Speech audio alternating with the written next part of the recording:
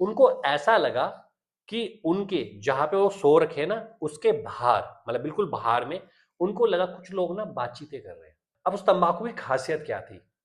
सिर्फ इतना सा तंबाकू लेते थे वो, लेकिन जब दादाजी अगले दिन देखते थे, वो तंबाकू फिर उतना ही हो जाता था। तो हम आपका दिल से धन्यवाद करते ही रहते हैं और करते ही रहेंगे, जो आप इतना ज़्यादा प्यार दे रहे हैं, इतने अच्छे आपके कमेंट्स आ रहे हैं, आप हमें हमें कमेंट्स में बताते हैं हमें किस किस तरह की एंटिटीज़ के बारे में बताना चाहिए। अभी जैसे कमेंट्स आया था छलावे के बारे में कि छलावा क्या होता है, किस तरह से होता है, तो उसके लिए भी हम बहुत जल्दी स्टोरीज लेके आ गए हैं, तो वो भी आप देख सकते हैं। और इसके साथ ही साथ जैसे कई लोगों ने देवी देवताओं के बारे में भी पूछा कि देवी देवता क्या होते हैं, कुल देवी देवता क्या होते हैं, क्या वो करते हैं, कैसे हम अपने कुल देवी देवता को खो सकते हैं, तो उसके लिए भी हम बहुत जल्द अपनी सोर्स लेके आने वाले हैं। और उससे पहले हम बात करने वाले हैं अभी हमारी एक जो बुक है चमत्कारी माँ दीवा। अब देखिए चमत्कारी माँ दीवा जिनके पास भी गई है ना, ये एक आशीर्वाद है। जिनके पास भी गया है उन्होंने हमें काफी सारे मैसेजेस भेजे हैं कि उनकी मनोकामनाएं पूर्ण हुई है, या उनके कुछ का रुके हुए काम थे वो काम उनके बन गए हैं। कई लोगों की तो प्रमोशंस भी हुई है चमत्कारी माँ दीवा से, और काफी लोग जो बीमार थे वो भी काफी हद तक उनकी बीमारी में सुधार आया है। तो ये चमत्कारी माँ दीवा एक ऐसी किताब है जिसको पढ़ने के बाद कहीं ना कहीं अगर आपके अंदर भक्ति है, तो कहीं ना कहीं वही भक्ति कल आपकी शक्ति बनेगी, और वही शक्ति कहीं ना कहीं आपके लिए कुछ ना कुछ नया करके लेके आएगी। तो चमत्कारी माँ दीवा एक ऐसी किताब है, और चमत्कारी माँ दीवा एक ऐसा आशीर्वाद है, अगर ये आपके पास पहुंच गया पहले दिन से ही आपको अपने जीवन में कई तरह के चमत्कार देखने को मिल जाएंगे। तो अब आते हैं हम किस्से की तरफ। तो जो आज का किस्सा है वो होने वाला है भूतों का गिफ्ट। अब आपने सोचा होगा, बर्थडे में गिफ्ट मिलता है, नए साल में गिफ्ट मिलता है, कभी आप किसी के घर जाते हैं या कोई आपके घर पे आता है तो आपको गिफ्ट मिलता है। पर क्या कभी आपने सुना है कि भूतों का भी गिफ्ट मिलता है? अब आप सोचोगे भूतों का गिफ्ट क्या होता है, भूतों ने गिफ्ट किसको दिया है, कैसे है ये, क्या किस्सा हो सकता है, क्या कहानी हो सकती है? पर हम आपको हमेशा बताते हैं कि जो भी हम आपको किस्सा और कहानी आपके लिए लेकर आते रहते हैं, उनमें कोई ना कोई सीख छिपी होती है, उनमें कोई ना कोई एक मोरल छुपा होता है, और कहीं ना कहीं आपको पता लगता है कि आपको अपने जीवन में क्या करना चाहिए और अपने जीवन में आपको क्या नहीं करना चाहिए। ये बहुत ज्यादा इंपॉर्टेंट रहता है। तो जो आज का किस्सा है भूतों का गिफ्ट, वो हम शुरू करते हैं। तो देखिए हम घूमते रहते हैं, घूमते क्यों रहते हैं? क्योंकि हमें अपनी किताबें लिखनी होती है, किताबों की रिसर्च होती है, तो उसके लिए हमें घूमना होता है। इसी चक्कर में हम नए नए लोगों से मिलते रहते हैं। तो हमारा जो मेन घूमने का होता है वो होता है हिमाचल और उत्तराखंड, यहाँ हम सबसे ज्यादा घूमते हैं। तो इसी तरीके से हम घूमने के लिए जब बागेश्वर गए हुए थे, तो बागेश्वर में हमें एक किस्सा सुनाया। तो बागेश्वर में जिन्होंने हमें किस्सा सुनाया उनकी अपनी एक किराने की दुकान है, वो दुकान चलाया करते हैं। तो उन्हीं दुकान नीचे उन्होंने दुकान खोल रखी है और अपना ऊपर उन्होंने होम स्टे बना रखा है। तो होम स्टे में हम ठहरे हुए थे, तो ऐसी चर्चा शुरू हो गई। तो उन्होंने शायद हो सकता है कि हमारी कोई वीडियो देखी होगी, जो पॉडकास्ट की देखी होगी, तो उन्होंने कहा कि क्या आप ऐसी स्टोरीज बनाते हैं? हमने कहा हम बनाते हैं। कह रहा हमारे पास भी एक किस्सा है, तो क्या हम आपको किस्सा सुना सकते हैं? तो हमने कहा बताइए। तो उन्होंने कहा हमारे पास जो किस्सा है वो है भूतों का गिफ्ट। तो हमें भी ये बहुत ही चौंकाने वाला किस्सा लगा, क्योंकि हमें भी जानना होता है कि कोई ऐसा किस्सा हमें मिले, ऐसा किस्सा हम सुने किसी से जो आज तक हमने ना सुना हो। तो उन्होंने कहा कि ये जो किस्सा हुआ था उनके दादाजी के साथ हुआ था। तो उन्होंने सुनाना शुरू किया कि ये बात लगभग है 40-45 साल पहले की बात है। उनके दादाजी और गांव में रहा करते थे, तो पहाड़ में गांव हुआ करते थे। तो उस वक्त तो आपको पता ही था कि गांव में बहुत सारे मकान हुआ करते थे, लोग मिलजुल के रहा करते थे। तो उस वक्त उनके दादाजी भी वहीं रहा करते थे। तो जो दादाजी थे, अब जो मकान था ना उनका, जो पहाड़ी आपने मकान देखे होंगे, पहले लैंटर वाले मकान नहीं होते थे, पहले ऐसे हट शेप में मकान होते थे। वो क्यों बनाए जाते थे उसके पीछे भी एक रीजन होता था। क्योंकि जब वहां पे बर्फ पड़ती थी ना, तो बर्फ अगर ऐसे होगी तो बर्फ जम जाएगी, जब बर्फ ऐसे होगी तो बर्फ ऐसे निकल जाती थी नीचे। तो इसलिए वो मकान बनाए जाते थे। बारिश के लिए भी, बारिश वहां बहुत तेज आती थी तो बारिश भी इजिली वहां से बह के नीचे आ जाती थी, इसलिए उनके जो मकान थे, आज भी आप अगर आप देखोगे, जो उत्तराखंड के मकान है या हिमाचल के जो पुराने टाइम के बने हुए मकान है, आज भी वैसे के वैसे टिके हुए हैं। तो मकान नीचे और ऊपर। तो नीचे उन्होंने कहा कि नीचे एक कोठरी टाइप का होता था, जहां पे कि आप इसको गोदाम मान सकते हैं, जहां पे सामान रखा जाता है। फिर दूसरा उनका किचन टाइप का होता, दो उनके फिर अपने कमरे हुआ करते थे। तो वो जो सोया करते थे दादाजी, वो कहाँ सोया करते थे? वो गोदाम में सोया करते थे। इसके पीछे के एक दो रीजन थे। एक उनको पता लगता था चूहे बहुत आते थे, उनके गेहूं गेहूं वहीं पड़े रहते थे, तो चूहे बहुत सारे आते थे। तो चूहे ना आए या चूहे कोई आ जाए तो उसको, चूहे को भगाने के लिए वो गोदाम में ही सोया करते थे। बाकी कहते थे जो उनका पूरा परिवार था वो ऊपर सोया करता था। तो दादाजी हमेशा नीचे सोया करते थे। सर्दियों का टाइम चल रहा था, लगभग नवंबर का टाइम था कह रहे। और नवंबर में आपको पता है कि पहाड़ों में बहुत ज्यादा ठंड होती थी। उस जिस टाइम की हम बात बता रहे हैं उस टाइम तो वहां उस वक्त बर्फ भी बहुत ज्यादा पड़ा करती थी। तो उन्होंने बताया कि दादाजी जो हमारे थे वो नीचे सोए हुए थे, और उस वक्त उन्होंने वहां पे अंगीठी जलाई हुई थी। और साथ में उनके पास दूसरा क्या था, उनके पास दूसरा होता हुक्का होता था, जो छोटा-सा हुक्का आता था जिसको हमने देखा भी होगा कई बार पहाड़ों में, जो बुजुर्ग लोग होते थे वो पिया करते थे हुक्का को, तो हुक्का भी वो साथ में रखा करते थे अपना और अंगीठी जलती रहती थी और वहाँ से कोयले उठा के अपने हुक्का में रखते रहते थे और हुक्का पीते रहते थे। तो एक रात थी, रात की बात थी, रात के लगभग साढ़े 10-11 बजे होंगे, तो दादाजी को नींद नहीं आ रही थी कह रहे। जब दादाजी को नींद नहीं आ रही थी, तो दादाजी अब टहलने लग गए और कभी इधर टहले जाए, कभी उधर टहले जाए, कभी उधर टहले जाए, उनको नींद नहीं आ रही थी बिल्कुल। 1-2 बार तो वो जो चौक होता है बाहर का, जहाँ पे बाहर आप मान के चलिए एक आंगन होता है, तो वहाँ पे भी 2-3 उन्होंने चक्कर काटे रात के साढ़े 11 बजे। तो डरते नहीं थे, कह रहे घबराते नहीं थे वो, तो आंगन के उन्होंने चक्कर लगाए और उसके बाद वो फिर से अंदर आके बिल्कुल सो गए।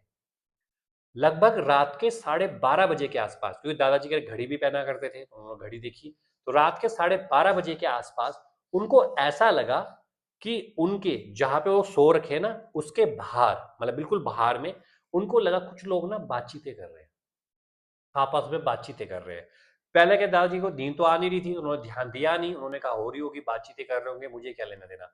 और फिर उन्होंने टाइम देखा, तो टाइम देखा साढ़े 12 बजे का। अब उन्होंने सोचा कि साढ़े 12 बजे आखिर में कौन लोग बाहर बातचीतें कर रहे हैं इस तरह से, और रात को साढ़े 12 कौन हो सकते हैं। अब उन्होंने सोचा शायद मुसाफिर होंगे, क्योंकि आपको पता ही है गांव में लोग मुसाफिर होते थे और रात भर चलते ही रहते थे, एक गांव से दूसरे गांव में, तीसरे गांव में। फिर उनको ऐसा भी लगा कि यार मुसाफिर होते तो मुझे पता लग जाता, आज रात को मुसाफिर कौन आएगा रात के साढ़े 12 बजे, इतनी ठंड, जब मैं यही काँप रहा हूँ तो बाहर कितनी ज़्यादा ठंड पड़ रही होगी यार। ऊपर से 1-2 दिन पहले बारिश भी हुई तो ठंड बहुत ज़्यादा बढ़ गई थी और धुंध ही धुंध चारों तरफ दिखाई दे रही थी। तो अब दादाजी को लगा कि हो क्या रहा है ये? तो उसके बाद दादाजी ने सोचा चलो रहने दो यार, कर रहे हैं तो क्या क्या हो रहा है? अब उनकी जो आवाज़ थी ना, दादाजी को साफ सुनाई दे रही थी। तो अब दादाजी को लगा कि कम से कम ना बाहर 3 से 4 लोग बैठे हुए हैं, और जो 3 से 4 लोग बैठे हुए हैं ना, वो बातचीतें कर रहे हैं। क्यों? क्योंकि पहला एक बात कर रहा है, फिर दूसरा बात कर रहा है, फिर तीसरा बात कर रहा है, फिर चौथा बात कर रहा है, तो इस तरह से चारों के चारों बातचीतें कर रहे हैं। अब वो बातचीतें क्या कर रहे हैं आपस में? उनमें से कुछ बातचीत कर रहे हैं, कह रहा भाई यार आज बहुत ज़्यादा ठंड पड़ रही है यार। दूसरा कहता है यार भाई ठंड तो पड़ रही है, पर करे भी क्या यार, कर भी हम क्या सकते हैं? तीसरा कहता है भाई यार अब कुछ मिल जाता भाई यार कुछ पीने के लिए। तो चौथा बोलता है भाई पीने के लिए क्या चाहिए तुझे? कह रहा भाई यार कुछ भी पीने के लिए मिल जाता, जैसे कुछ तंबाकू मिल जाता पीने के लिए, कुछ कोयला मिल जाता पीने के लिए, तो भाई यार मेरे पास चिल्लम तो पड़ा हुआ। चिल्लम आपको पता है, छोटा चिल्लम होता है, बिना चिल्लम होता है जिसको लोग पीते हैं, गाँव के बुजुर्ग लोग बहुत पहले पीते थे। तो उन्होंने कहा भाई चिल्लम तो पड़ा है मेरे पास, लेकिन पीने के लिए कुछ नहीं, ना तंबाकू है भाई, ना कोयला है। भाई मिल जाता ना तो मजा बहुत आ जाता। तो ये अंदर से दादाजी सुन रहे हैं और उनकी बात उनको क्लियर सुनाई दे रही है उनको। अब वो ऐसी बात, दूसरा कहता है भाई यार अगर मिल तो जाता, पर मिलेगा कहाँ से यार? ऐसा कहाँ से मिलेगा? तीसरा क्या बोल रहा है आप देखिए, भाई जो अंदर बैठा हुआ है ना, उसके पास चिल्लम भी है, उसके पास कोयला भी है और उसके पास तंबाकू भी है। और जब दादाजी ये बात सुनते हैं ना, तो दादाजी के हाथ पैर कांपने लग जाते हैं, दादाजी डरने लग जाते हैं। दादाजी को ऐसा लगता है कि भाई इनको कैसे पता है कि मैं अंदर सो रहा हूँ और मेरी अंगीठी भी जल रही है, तंबाकू भी। फिर दादाजी को ध्यान आता है, अरे मैं क्यों डर रहा हूँ ऐसे, क्योंकि अब देखिए जब अंगीठी जलेगी तो वह धुआं तो निकलेगा, और जब तंबाकू मैंने हुक्का पिया था उसकी खुशबू तो होगी। अब वो खुशबू जो खिड़की है ना, खिड़की के वो छेद में से निकल रही होगी, क्योंकि खिड़कियाँ पहले बहुत पुरानी होती थी, वो छेद भी होते थे उसके अंदर, तो वहाँ से निकल रही होगी। पक्का इनको पता लग गया होगा, वो छेद में से खुशबू निकल रही है, इसलिए इनको पता लगे कि जो अंदर बैठा हुआ ना आदमी, उसके पास तंबाकू भी है, उसके पास है अंगीठी कोयला भी है। तो दादाजी कुछ नहीं करते, कह रहे वो चुपचाप सोए रहते हैं। फिर वो बोल रहे, कह रहे भाई अगर ये दे देता ना, हमें कोयला दे देता, तंबाकू दे देता, तो भाई मजा आ जाता। अब भाई अगर दे देना बढ़िया है। तो अब वो बातचीतें कर रहे हैं। अब दादाजी को लगता है यार क्या करूं, बाहर जाऊं, दरवाजा खोल के बाहर जाऊं, देखूं ये कौन है यार, भाई कहीं चोर उचक्के तो नहीं है, लुटेरे तो नहीं आ रहे हैं, कहीं लूट ना करें। उनको लगा कि मैं ऊपर जाऊं, जगाऊं अपने बेटे को, जगाऊं अपनी मतलब अपनी वाइफ को जगाऊं। फिर उनको लगता है नहीं यार क्यों जगाऊंगा इतनी बेरात बेरात को, और वैसे भी हो सकता है मुसाफिर होंगे, भाई यार कुछ तो बनती है बात। अब पहले वो सोच में थे, 10-15 मिनट वो सोचते रहे, सोचते रहे, सोचते रहे, उन्होंने कुछ नहीं किया। कुछ देर के बाद उनकी खिड़की पे नॉक हुआ, जैसे खिड़की पे नॉक नहीं करते कि नॉक हुआ, तो टक टक टक आवाज हुई। फिर उन्होंने, दादाजी अंदर बैठे हुए, दादाजी ने खिड़की पे नॉक करने, तो वहां से बाहर से क्या आवाज आ रही है, कह रहे भाई दे दे यार, तंबाकू दे दे यार, थोड़ा सा, थोड़े कोयले भेज दे यार, थोड़ा हम चिल्लम तो हमारा रखा हुआ भाई पी लेंगे, भाई ठंड बहुत लग रही है, दे दे यार भाई दे दे। उसके बाद दादाजी कोई जवाब नहीं देते। उसके बाद दरवाजे के ऊपर नॉक होती है, टक टक टक। अब दादाजी सोचते हैं यार ये नॉक हो रही है, मैं करूं तो करूं क्या यार, ये डर भी लग रहा है, घबरा भी रहा हूं मैं, चोर तो नहीं है। अब दादाजी को लगता है यार क्या करूं यार, पर दादाजी सोचते हैं यार चलो दे ही देता हूँ यार, इतना टाइम हो चुका, दे देता हूँ मैं। तो दादाजी क्या करते करें, तंबाकू को, पहले तंबाकू को पुड़िया आती थी, तब पुड़िया में आता था तंबाकू पहले, वो एक तंबाकू की पुड़िया उठाते हैं क्योंकि उनको पता 3-4 लोग बैठे हैं तो तंबाकू इतना हो जाएगा। और वहां से कुछ कोयले उठाते हैं, कोयले 4-5 कोयले को ना, पहले वो होता था जैसे करछी सी होती थी, करछी में उठाते हैं, थोड़ा सा खिड़की खोलते हैं, खिड़की के बाहर देखते हैं, हल्का सा पर अंधेरा हो रखा है, कुछ नहीं दिख रहा अंधेरे में, बस वो जल्दी से एक वो तंबाकू फेंकते हैं और वो 4 कोयले फेंकते हैं और खिड़की बंद कर देते हैं और अंदर जाके सो जाते हैं। अब उनको ना गुड़गुड़ाने की आवाज आ रही है, जैसे लोग चिल्लम नहीं पीते हैं, चिल्लम पीने की आवाज आ रही है, और उसके साथ ही अब उनको भी खुशबू महसूस हो रही है, वो जो तंबाकू की खुशबू थी वो खुशबू आ रही है उनके अंदर, उनको बहुत, और ऐसे कर करके उनको नींद आने लग जाती है। लेकिन नींद आने से पहले वो कुछ शब्द सुनते हैं। वो क्या शब्द सुनते हैं, वो एक शब्द सुनते हैं, उनमें एक बंदा बोलता है, अरे भाई यार जिसे हमें तंबाकू पिलाया है ना भाई, उसका तो हम दिल से धन्यवाद करते हैं, और इसके लिए हम कुछ छोड़ के जा रहे हैं, जब ये सुबह बाहर आएगा ना इसको कुछ देखने को मिलेगा। और ये कह के वो चले जाते हैं। उसके बाद दादाजी को नहीं पता, उसके दादाजी सो जाते हैं। अब दादाजी की एक आदत थी ठीक सुबह 4 बजे उठने की, तो ठीक सुबह वो 4 बजे उठते थे, और ठीक सुबह 4 बजे उठे, उन्होंने बाहर देखा, बाहर अभी भी अंधेरा हो रखा है, पर फिर भी उन्होंने सोचा कि देखता, तो उनके हाथ में एक टॉर्च होती थी, तो हल्का दरवाजा खोला, टॉर्च जलाई उन्होंने, पहले टॉर्च से जलाई, दरवाजा से हल्का खोल के कि यार कोई चोर उचक्के होंगे तो बाहर ही बैठे होंगे, कुछ देख रहे होंगे। पर थोड़ी देर के बाद वो क्या देखते हैं, टॉर्च जला के, कि वहां पर कुछ गठरी सी पड़ी होती है, एक गठरी सी। जब उसको गठरी को दादाजी देखते हैं ना, वो कहते हैं कि गठरी किसके छोड़ तो नहीं गए हैं। दादाजी पहले ध्यान नहीं देते, पर दादाजी सोचते हैं गठरी दिखो सही है क्या, तो धीरे से गठरी को उठाते हैं, पर टॉर्च इधर उधर भी मार रहे हैं, कहीं यार चोर चक्के होंगे, कहीं छिपे ना होंगे, कहीं मुझ पे हमला ना कर दे, कुछ ना कर दे। अब वो गठरी को ना जल्दी से भाग के भीतर ले आते हैं और दरवाजे में फिर कुंडा कंडा लगा देते हैं, अंदर चुपचाप बैठ जाते हैं। उसके बाद वो धीरे धीरे से गठरी को खोलते हैं। अब गठरी के भीतर उनको क्या दिखाई देता है, गठरी के भीतर दिखाई देता है उनको तंबाकू, और गठरी के भीतर दिखाई देते हैं उनको 2 सोने के सिक्के।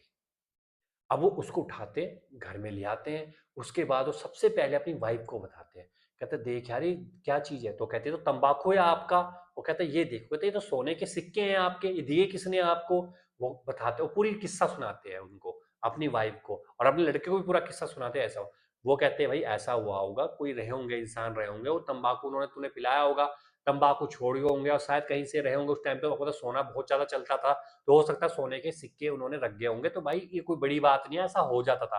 तो पहले के टाइम पे जब भी कोई खुश होता था तो पहले रुपए ही कम होते थे लोगों के पास, सोना चांदी ये चीजें हुआ करती थी, लोग ऐसे ही दे देते थे, तो कैसे दे दिया होगा कह रहे, तो उन्होंने मान ली इस बात को कि ऐसा हो सकता है।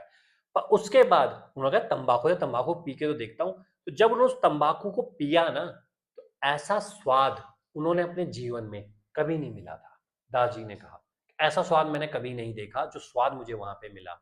और उसके बाद मेरे और भी जब दोस्त आते थे, क्योंकि पहले होता था कि दोस्त आ जाते थे, वो बोलते थे भाई हुक्का पिला, कुछ तंबाकू पिला, तो उनको भी तंबाकू पिलाया, सिर्फ इतना सा तंबाकू दिया उनको पीने के लिए। और जब वो भी लोग तंबाकू पीते थे, वो भी कहते थे भाई यार आज तक हमने अपने जीवन में ऐसा तंबाकू पिया ही नहीं, महंगे से महंगा तंबाकू पिया होगा पर ऐसा तंबाकू आज तक हमने जीवन में नहीं पिया, भाई ये तंबाकू तुझे मिला कहाँ से। और उन्होंने कहा नहीं यार बस ये तंबाकू मैं लाया हूँ कहीं से लाया, उन्होंने नहीं बताया कि तंबाकू कैसे हुआ, क्या किस्सा है। सोने का सिक्के का भी उन्होंने किस्सा सिर्फ उनको परिवार को बताया था ये किस्सा। उसके बाद दादाजी की एज थोड़ी, उस टाइम वो लगभग 65-70 साल के रहे होंगे, उस टाइम तो एज बहुत ज्यादा हो चुकी थी उनकी, लेकिन फिर भी वो तंबाकू। अब उस तंबाकू की खासियत क्या थी, सिर्फ इतना सा तंबाकू लेते थे वो, लेकिन जब दादाजी अगले दिन देखते थे वो तंबाकू फिर उतना ही हो जाता था। अब दादाजी को समझ में नहीं आता था यार इतना तंबाकू मैंने निकाले फिर उतना ही हो गया। फिर अगले दिन वो फिर तंबाकू निकालते थे, फिर तंबाकू, मतलब वो तंबाकू कितना भी लोग 10 लोग पी ले, 15 लोग पी ले, 25 लोग पी ले, इतना सा तंबाकू के थोड़ा सा टुकड़ा डालते थे, लेकिन अगले दिन वो खोलते थे उस पुड़िया को, तंबाकू फिर उतने का उतना ही रहता था। अभी दादाजी को कभी बात समझ में नहीं आई कि ऐसा क्यों हो रहा है और किसके लिए हो रहा है। जिनने भी वो तंबाकू पिया वो वहां का दीवाना, दूर दूर से गांव के लोग सिर्फ उस तंबाकू को पीने के लिए करे आते थे। और जो सोने के सिक्के मिले थे वो सिक्के भी उन्होंने बेच दिए, उससे उनको काफी हद तक उनकी स्थिति भी बहुत अच्छी हो गई थी, उनके घर की आर्थिक स्थिति भी सुधर गई थी और बहुत अच्छा उनको मिला। इसके कुछ समय के बाद जब दादाजी की डेथ हो गई तो तंबाकू लोग तो फिर भी आते थे, तो लोगों ने कहा भाई तंबाकू पिलाओ जो तुम्हारे दादाजी पिलाते थे, तो फिर हमने तंबाकू उनको पिलाया। लेकिन उन्होंने कहा भाई तंबाकू में तो वैसा ही स्वाद आ रहा है जैसा स्वाद हमारे में आता है, क्या बेस्वादा है ये तंबाकू, तो तंबाकू उन्होंने नहीं पिया। जो लोग आए उन्होंने पिया, लेकिन उन्होंने बेस्वादा कह दिया उसको, कहते तंबाकू तो हम डेली पीते हैं। भाई वो स्वाद कहाँ गया? पक्का तुम्हारे उनके साथ ही वो स्वाद भी चला गया, कह रहे। जैसे ही दादाजी कह रहे चले गए तो उनकी डेथ हो गई थी। इसके बाद उन्होंने बताया, तो हमने उनसे नेक्स्ट क्वेश्चन पूछा कि उसके बाद क्या तो तंबाकू पर हमने दिया, उन लोगों को दिया, वो खत्म ही हो गया। फिर हमें नहीं पता कि क्या हुआ, कैसे हुआ, कुछ नहीं पता, लेकिन हमें इतना पता था कि जो दादाजी ने हमें किस्सा सुनाया था उस टाइम, वही किस्सा हम आज आपको बता रहे हैं। तो हमें लगा कि ये अच्छा यही भूतों का गिफ्ट था। कह रहा उन्होंने कहा हाँ, यही भूतों का गिफ्ट था और यही उनको गिफ्ट मिला था। और इस गिफ्ट के कारण दादाजी का जो सोने के सिक्के हमें मिले थे ना, उससे जो हमारे घर परिवार की जो आर्थिक स्थिति थी वो बहुत अच्छी सुधर गई थी। मैं पढ़ने के लिए गया, उसके बाद जो हमारी शादी, मेरी बहन थी, मेरी बहन की भी अच्छी खासी शादी हो गई। हमने घर में बहुत अच्छा मकान बना लिया था। फिर जो दुकान आज आप देख रहे हैं ना, ये दुकान भी उन्हीं से ही हमारी दुकान खोली थी। जो दादाजी बताते थे उन्हीं से जो पैसा मिला था, उसी से मैंने दुकान खोली है और इससे चला। तो ये किस्सा सुन के हमें बड़ा अचंभा हुआ कि क्या ये रियलिटी हो सकती है ऐसा? तो जो भी हो, देखिए किससे कहानियां तो होती है, बस सीख क्या मिलती है? सीख हमें ये मिलती है कि कभी भी अगर कोई कुछ आपसे कुछ मांगे ना, तो आप उसको दीजिए, लेकिन इस तरह से दीजिए कि आपको भी कोई नुकसान ना हो उस चीज में। लेकिन कई बार ये चीजें खराब नहीं होती, आपका फायदा भी करके जाती है। जो उन्होंने किस्सा सुनाया, कहानी सुनाया, और हर बार अपनी भक्ति करते रहिए, क्योंकि भक्ति एक ऐसी शक्ति है जो आपको कहीं ना कहीं घर से या कहीं अपनी जिंदगी में आगे बढ़ाती है। और जो हमने आपको ये बताई थी चमत्कारी माँ दीवा, ये चमत्कारी माँ दीवा एक ऐसी शक्ति है, एक ऐसी पहाड़ों की शक्तिशाली देवी है जो आपकी हर तरह की मनोकामनाएं और मनोरथ पूरा करती है, अगर आप इस चमत्कारी माँ दीवा को मानते हैं, जानते हैं। और बाकी अगर आप यहाँ तक हमारे कंटेंट को देख चुके हैं तो इसके लिए हम आपका दिल से धन्यवाद करते हैं।